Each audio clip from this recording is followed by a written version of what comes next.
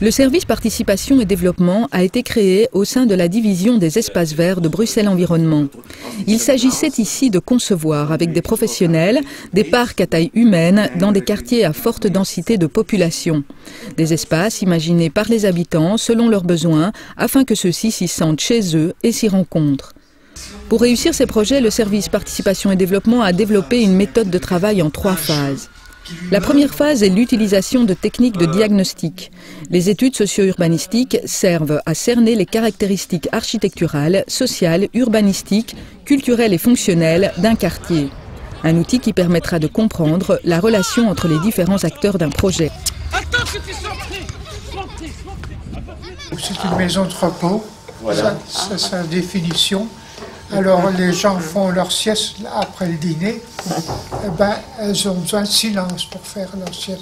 On a étudié les matériaux qu'il y avait sur les planches, donc c'est des roues assez dures. Ce qui mène naturellement à la deuxième phase, celle de la participation. Notre service mise sur la collaboration et l'implication des habitants, du moment de la conception à celui de la réalisation concrète des aménagements. Il s'agit donc ici d'écouter les demandes, les craintes et de proposer.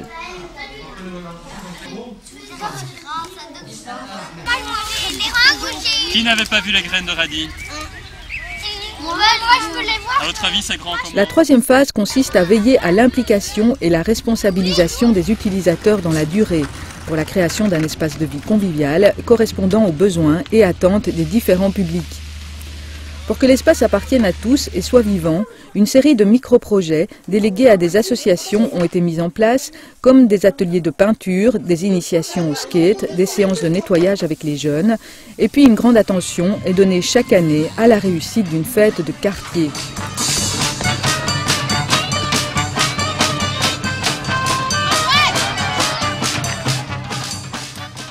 Pour atteindre cet objectif, assurer un suivi et une gestion, plus d'une vingtaine de gardiens animateurs travaillent dans les parcs à forte densité de population.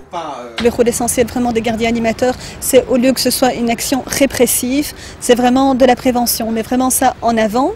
C'est la collaboration avec les différents acteurs sociaux et c'est la participation des usagers. C'est vraiment les impliquer dans toutes les activités, dans tout ce qu'on fait. C'est ce qui fait que des parcs comme celui de la Porte de Halle, de la Rosée, de Bonneville, du Gaucheret fonctionnent bien. C'est parce que les gens se sentent entendus, les gens se sentent respectés et ils se rendent compte qu'ils sont chez eux dans cet espace public vert qui est bien souvent rare dans le centre de Bruxelles.